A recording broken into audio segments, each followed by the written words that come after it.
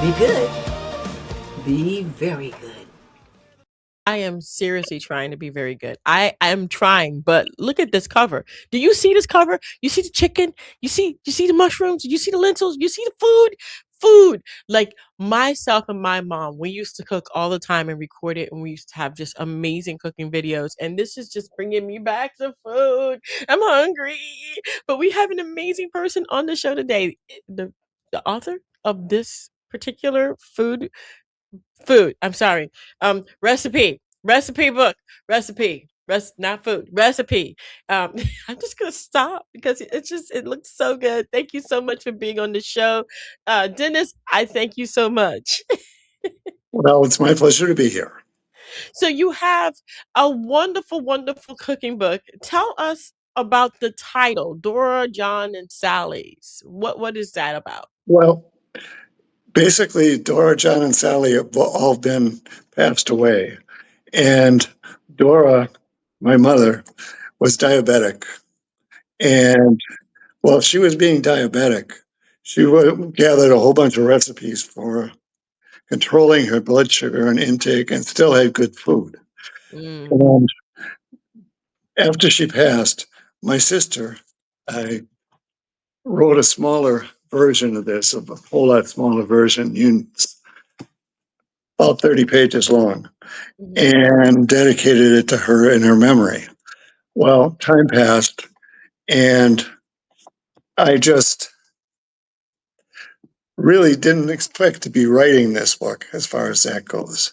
I hear you. But I was curious because most of the meals that she had gotten with her to control her sugar weren't in the pamphlet that my sister had put together.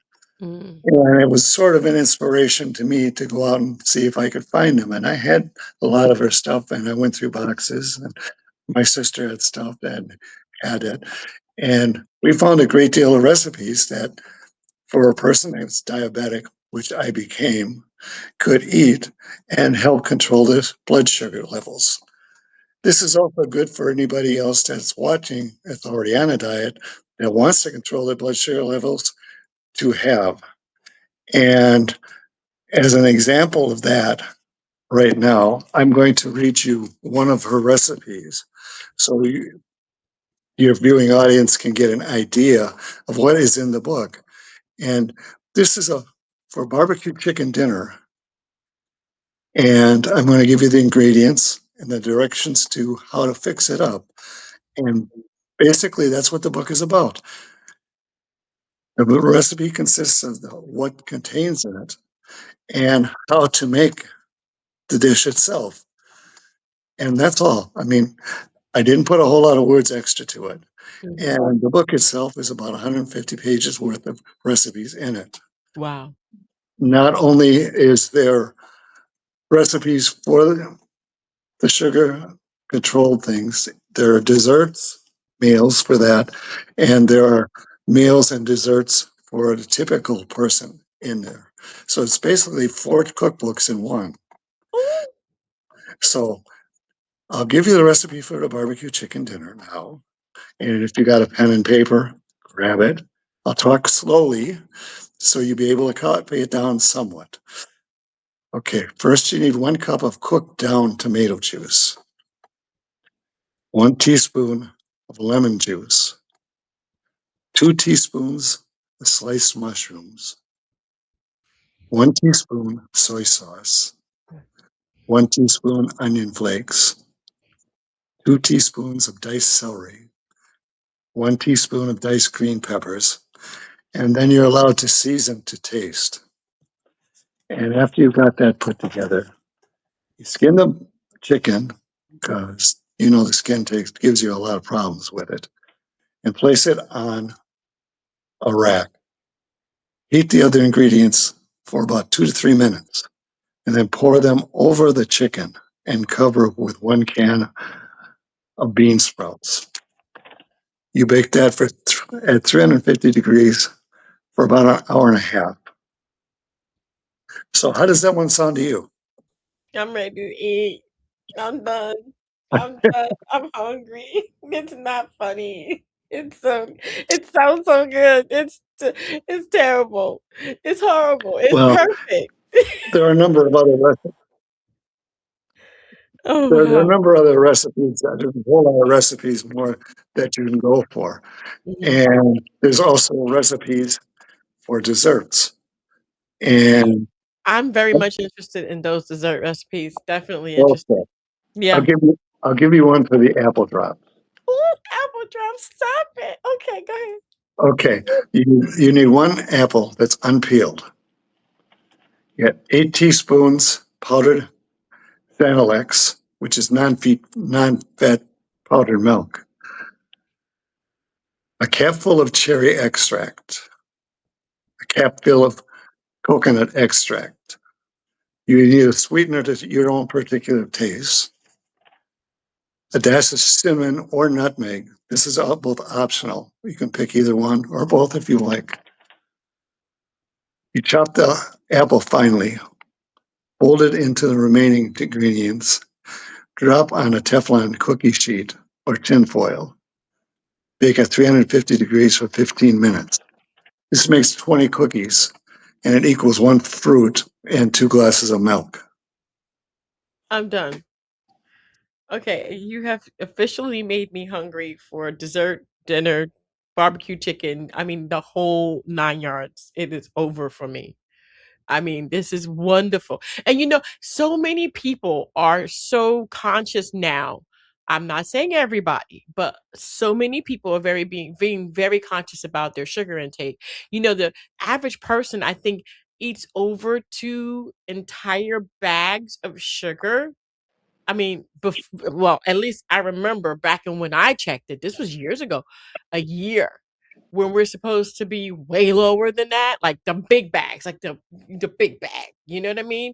And so it really does cause a lot of problems in our bodies, especially if we're not drinking enough water and we're putting sodas into our bodies and we're putting these sports energy drinks into our body. This is some the sugar epidemic is what I call it. And it really is bad. So your cookbook, okay, that you've made from your mother's treasures, okay, are gold. Gold. Just platinum. No, that's only part of it, though. See, but yeah, I know. I know. And I can just see it. And should I tempt you with another one of her recipes? You've already done this. You can do whatever you want. It's just whatever you want. Just do Okay, it because I'm going to be listening to it later on to cook. okay. It's called a computer fishbowl. Uh, cucumber fishbowl. You take a large cucumber, 4 ounces of tuna, salmon, shrimp, or crab, your choice. Salt and pepper to taste, and any other seasons and taste that you happen to desire. You wash and cut off a thin slice on the one side of the cucumber, then hollow out the inside. You fill it with seasoned fish and arrange the fish to look like a sail on a boat. Use wooden toothpicks for support, and this equals 4 ounces of protein. Sound good to you? Oh, Sound, sound, sounds like a fun thing to do? it does, and really cute and creative. But not only that, that's 4 grams of protein that you never even thought you would get. There's so many, like I was saying before, a lot of people are really interested in getting rid of sugar, but no one talks about the protein that you would need to as you get older. You need more protein to facilitate the muscles and the muscle mass that you could be losing every year, every month, you know what I mean? And it's like that's wonderful. That's wonderful, and it sounds delicious. I love cucumbers. I love Okay. cucumbers. I love fruit. You a baker at all? I I'm a eater. I eat. You can Are just go you, ahead. Just keep going. I well, eat. well, I asked that because I have a recipe here for Italian pizza dough. So it makes Italian dough for pizza. So you take 1 package of dry yeast, 1 teaspoon of sugar, 1 cup of water, 1.5 teaspoons of salt, 1 egg that's beaten, a teaspoon of olive oil, and this is a must for a crispy crust, and 3 cups of flour. You blend your yeast, sugar, water, and salt. Then after the yeast dissolves, add the egg and the oil. You stir in 2 cups of flour and knead in the remaining cup of flour. Let the dough rise in a warm place covered with a light towel until it doubles in size. Then you punch down and chill until ready to use. You may freeze any excess dough. It makes 2 large or 3 medium-sized pizzas. Oh my gosh. Stop. This is wonderful. This is I love it. Love it. I love it. Love it. The, Dora, John, and Sally's cooking, the treasures that you have in this book. Not only that, that you can help to facilitate people who are not only just normal, watching their sugar levels, or even diabetic, type 1 or type 2. This is beautiful. It's wonderful. I absolutely love it. Absolutely love it. Do you plan on following up with some other recipes that you may have in your arsenal? Right now, Mm-hmm. yeah. Well, there are a couple that I want to. You're going to have to go into the book and buy the book, but we've got a Hungarian style roast goulash in the book. And I'm looking at it, there's about 15 ingredients. And in the book is a page and a half long of directions as to how to make it. And that's just too long to. Of course. Yeah, Yeah. it's just too long to do it right now. Yeah, yeah, I got you. But this book is just wonderful. You know what? If people just pay attention and do what they're supposed to do with their health, you would live longer, live better, feel better. There's just so many different things that could happen. And I absolutely love what you're doing. And thank you so much for sharing this. You know, I know that you've said a couple of different ones, but what is your favorite? Well, that's what I was going to get to right now. Yeah. See, not many people in the United States have heard of baked spaghetti. They like the traditional kind where you do the noodles and put the sauce and the meat sauce on top of Hmm. it. Well, you don't do that with baked spaghetti. What? No. You see, well, my recipe is same as my mother's. Hmm. A pound and a quarter of hamburger. Prefer ground beef. Hmm. Small onion that's diced. 1 box of thin spaghetti. 3 cans of tomato soup sauce.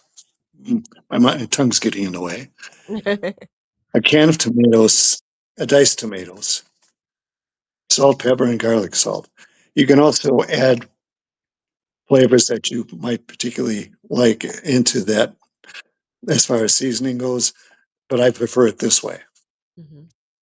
You'll need a large oven bowl for this.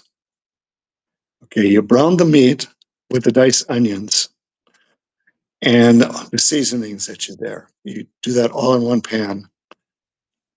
Okay. And when your spaghetti is ready,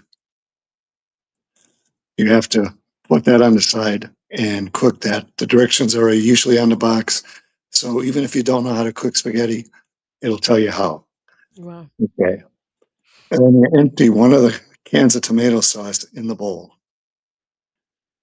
Then place half of the spaghetti that's already been cooked into the bowl.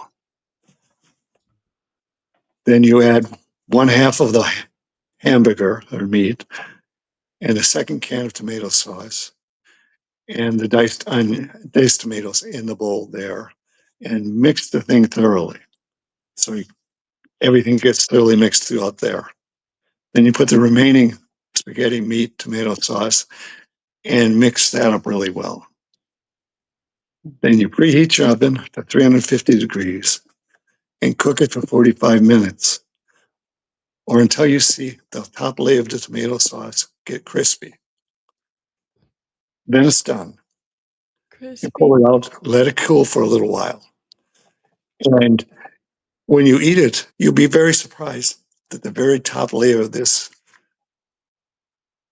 crunchy part of the spaghetti is usually the best part of the spaghetti. Oh, it sounds so good. And the thing of it is, this is good for about six people's in your house, and you will get leftovers from it because it is quite filling. And Mm, the thing about the leftovers is you microwave it and you put a small stick of butter on it or a small slab of butter on it mhm, when you mhm. microwave it. And do it for about 4 minutes because it takes about that long to cook over again. And it really enhances the flavor then too. For the second time around, it's almost better Amazing. than the first. Mm, mm, mm, mm, mm, mm. This this is terrible. You don't know how much I like to eat. See, my mother knew that she couldn't like cook in the kitchen around me because anything that could be eaten while she was actually cooking would be eaten. Oh gosh, that just it brings back amazing memories of being in the kitchen with my mother, but I'm sure that this does for you as well. You know, when you think back about it, do you have any suggestions or advice for people who want to put together a cookbook?